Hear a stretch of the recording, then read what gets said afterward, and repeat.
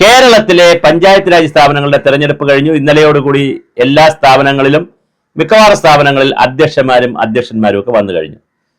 സ്വന്തമായും സ്വതന്ത്രമായും ഭൂരിപക്ഷമുള്ള സ്ഥലങ്ങളിൽ അതാത് പാർട്ടിയുടെ ആളുകളാണ് വന്നത്. അതിനകത്ത് പിന്നെ വേറെ തർക്കമൊന്നുമില്ലായിരുന്നു. അതേസമയം ചില സ്ഥലങ്ങളിൽ വലിയ തർക്കമായിരുന്നു. പ്രത്യേകിച്ച് കോർപ്പറേഷൻ മേയർ തെരഞ്ഞെടുപ്പിലാണ് ആദ്യ ബോംബ് പൊട്ടിയത്. ദീപ്തി മേരി വർഗീസിനെ പാവപ്പെട്ടവരെ കണ്ണീരും കരച്ചിലും അറബിക്കടലിലെ ഓളം കണ്ണീർ തുള്ളികൾ വന്ന് അറബിക്കടൽ ഇന്നലെ കഴിഞ്ഞ ദിവസം സുനാമി ഉണ്ടായെന്നാണ് പറഞ്ഞത്. ദീപ്തി മേരി വർഗീസും അവരുടെ കൂട്ടാളികളും അജയ് തറയിലും മാത്യു കുഴൽനാടനും ഒക്കെ കരഞ്ഞ് കലങ്ങി മൂവാറ്റുപുഴ ആറ് കവിഞ്ഞൊഴുകിയെന്നാ പറയുന്നത്. അത്ര ഭയങ്കര സങ്കടമായിരുന്നു ദീപ്തി മേരി വർഗീസിന്റെ പ്രശ്നങ്ങളുമായി. അതൊന്ന് കെട്ടടങ്ങും എന്ന് വിചാരിച്ചപ്പോൾ തിരുവനന്തപുരത്ത് കേന്ദ്ര ഭരണം തന്നെ നടത്തുന്ന BJP-യുടെ വലിയ തരത്തിലുള്ള സുനാമി. അവിടെ കണ്ണീർ കടലാണെങ്കിൽ ഇവിടെ സുനാമിയാണ്. കാരണം ആദ്യം ഒരാൾ മേയറാവും എന്നുള്ളൊരു ഇമേജ് ഒക്കെ സമൂഹത്തിൽ മൊത്തം വന്നു. അവസാനം ധബോനെ അത് അടിച്ചുകൊണ്ട് പോയത് അല്ലെങ്കിൽ കിട്ടിയത് മറ്റൊരാളിനാണ്. അത് ഇങ്ങനെ നോക്കിയിരുന്ന ആ വാർത്തകളൊക്കെ ഇങ്ങനെ നോക്കി അതിന്റെ ഒരു രസവും സന്തോഷവും അല്ലെങ്കിൽ അതിന്റെ ഒരു സങ്കടവും രണ്ടും ഉണ്ടല്ലോ. എന്തേ ജനാധിപത്യത്തിൽ ഇങ്ങനെ ഒരു പാർട്ടിയെ ജയിപ്പിച്ചാൽ, ആളുകൾ വോട്ട് ജയിപ്പിച്ചാൽ അവർ എന്തിനാ ഇങ്ങനെ സ്ഥാനമാനങ്ങൾക്ക് വേണ്ടി കടിപിടി കൂടുന്നു എന്നുള്ളത് തോന്നുന്ന ഒരു ദേഷ്യവും വരും. എന്നാൽ ഇതൊക്കെ കാണുന്ന ഒരു രസമുണ്ട്. രണ്ടും ഉണ്ടല്ലോ. അങ്ങനെ ഇരുന്നപ്പോഴാ തൃശ്ശൂരിൽ നിന്ന് വരുന്നു അടുത്ത ഐറ്റം.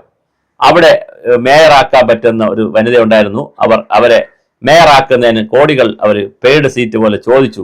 സീറ്റല്ല, ഇതിപ്പോ മേയർ സീറ്റ്, പെയ്ഡ് സീറ്റ് പോലെ ചോദിച്ചു. കോടിക്കണക്കിന് രൂപ ചോദിച്ചുകൊണ്ട് അത് കൊടുക്കാത്തതുകൊണ്ട് പാർട്ടി ഫണ്ട് എന്ന് പറഞ്ഞ് പാർട്ടി ഫണ്ട് എന്ന് പറഞ്ഞ് കൊടുത്തെങ്കിൽ ആ ചോദിച്ച നേതാവ് കുറെ മുക്കും, ബാക്കി കുറച്ച് പാർട്ടി കൊടുക്കുമായിരിക്കും. വഴക്കുണ്ടാക്കാതിരിക്കേണ്ട 10% പാർട്ടിക്കും 90% നേതാവിനും ആവും. ചിലരാണെങ്കിൽ 100 കൊടുക്കും.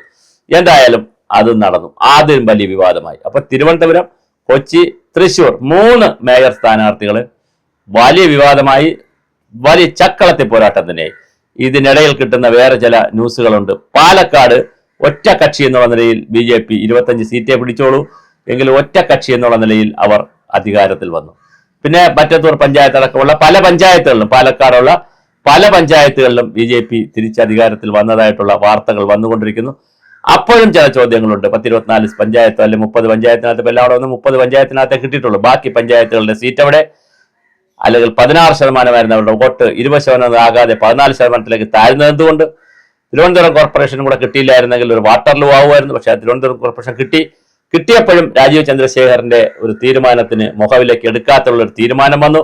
അങ്ങനെ കേരളത്തിലെ രാഷ്ട്രീയം പരിശോധിച്ചാൽ, തദ്ദേശ ഭരണ രാഷ്ട്രീയം പരിശോധിച്ചാൽ വളരെ രസകരമാണ്. ഗ്രാമപഞ്ചായത്തുകളിൽ 1-2 സ്ഥലങ്ങളിൽ SDPI കോൺഗ്രസിന് സപ്പോർട്ട് ചെയ്യാനുള്ള തീരുമാനത്തിലാണ്. പക്ഷെ കോൺഗ്രസ് ആ സപ്പോർട്ട് വേണ്ട എന്ന് പറഞ്ഞിട്ടുണ്ട്. അങ്ങനെ നല്ല തർക്ക രസകരമാണ്. ഇതിനിടയ്ക്ക് ജമാഅത്ത് ഇസ്ലാമി ചില സ്ഥലങ്ങളിൽ ജയിച്ചിട്ടുണ്ട്. ഇനി അവരുടെ സപ്പോർട്ടിന്റെ കഥകൾ വരും. 2020 കിഴക്കമ്പലത്തും മറ്റ് പഞ്ചായത്തുകളിലും ജയിച്ചിട്ടുണ്ട്. അവിടെ കുന്നത്തുനാടുമൊക്കെ അവരുടെ ചില തീരുമാനങ്ങൾ വരും. അങ്ങനെ ചുരുക്കത്തിൽ നല്ല രസകരമായ രീതിയിലാണ് പഞ്ചായത്ത് തെരഞ്ഞെടുപ്പ് അവസാനിച്ചത്. ഒരു 13% വോട്ടാണ് സ്വതന്ത്രരും മറ്റെല്ലാം കുഞ്ഞു പരാധീനപ്പെട്ട പാർട്ടികളെല്ലാം കൂടെ പിടിച്ചത്. ഒരു 13%.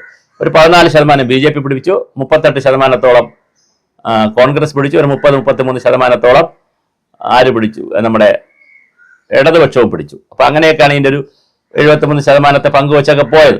അപ്പൊ എന്തായാലും വളരെ രസകരമാണ് കാര്യങ്ങൾ. വളരെ വളരെ രസകരമാണ് മുമ്പോട്ട് നീങ്ങിയത്. മേയർ തെരഞ്ഞെടുപ്പായിരുന്നു ഈ ചക്കളത്തെ പോരാട്ടം എല്ലാം നടന്നത്. അപ്പോൾ അത് പുകഞ്ഞു കൊച്ചിയിലൊക്കെ വല്ലാതെ പുകഞ്ഞിട്ടുണ്ട്. അത് അറബിക്കടൽ നിരപ്പ് ഉയർന്നു എന്ന് തന്നെയാണ് കേൾക്കുന്നത്. എത്ര സെന്റിഗ്രേഡ് ഉയർന്നെന്ന് അറിയില്ല. കര എത്ര എടുത്തോണ്ട് പോയെന്ന് അറിയത്തില്ല. ഇവിടെയാണെങ്കിൽ സുനാമിയാണ്. അതിന്റെ അലകൾ ഇനി അടങ്ങി വരുന്നതേ ഉള്ളൂ. ശ്രീലേഖ IPS അവർക്ക് ഉൾപ്പെടെ ആ സുനാമിയിൽ പരിക്കേറ്റിട്ടുണ്ടെന്നാണ് കേൾക്കുന്നത്. രാജീവ് ചന്ദ്രശേഖറിന് നല്ല പൊള്ളലേറ്റു എന്നാണ് കേൾക്കുന്നത്. അപ്പോൾ മൊത്തത്തിൽ ഒരു രസകരമായ ഒരു കാഴ്ചയാണ് ഈ കോർപ്പറേഷൻ തെരഞ്ഞെടുപ്പിൽ നടന്നത്. പഞ്ചായത്ത് തെരഞ്ഞെടുപ്പ് വന്നപ്പോൾ, മുനിസിപ്പൽ നഗരസഭ തെരഞ്ഞെടുപ്പ് വന്നപ്പോൾ കഥ വേറെ രൂപത്തിൽ ട്വിസ്റ്റ് ചെയ്തിട്ടുണ്ട്.